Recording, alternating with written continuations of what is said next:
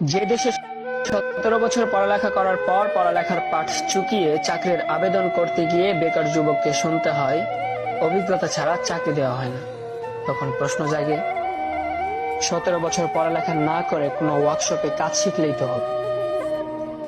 যে দেশে পাশ করার 4 বছরের মধ্যে বিয়ে করতে গেলে পাত্রীর মা প্রতিষ্ঠিত পাত্রের দোহাই দিয়ে বিদায় করে দেয়, তখনও প্রশ্ন আসে 17 বছর পড়ালেখা না করে ব্যবসার চিন্তা করলেই তো হতো, কারি টাকা থাকতো।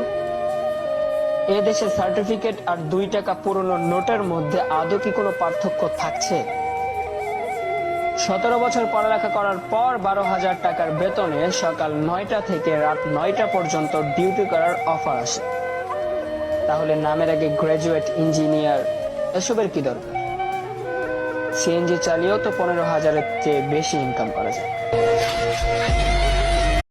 যে দেশে 17 বছর পড়ালেখা করার পর পড়ালেখার পাঠ চুকিয়ে চাকরির আবেদন করতে গিয়ে বেকার যুবককে শুনতে হয় অভিজ্ঞতা ছাড়া চাকরি দেওয়া হয় না, তখন প্রশ্ন জাগে 17 বছর পড়ালেখা না করে কোনো ওয়ার্কশপে কাজ শিখলেই তো হবে।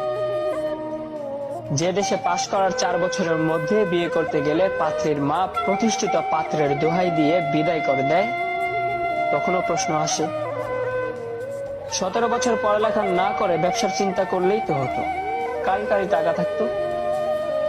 এ দেশে সার্টিফিকেট আর 2 টাকা পুরনো নোটের মধ্যে আদৌ কি কোনো পার্থক্য থাকছে? 17 বছর পড়ালেখা করার পর 12,000 টাকার বেতনে সকাল 9টা থেকে রাত 9টা পর্যন্ত ডিউটি করার অফার আসে। তাহলে নামের আগে গ্রাজুয়েট, ইঞ্জিনিয়ার এসবের কি দরকার? সিএনজি চালিয়েও তো 15,000-এর চেয়ে বেশি ইনকাম করা যায়।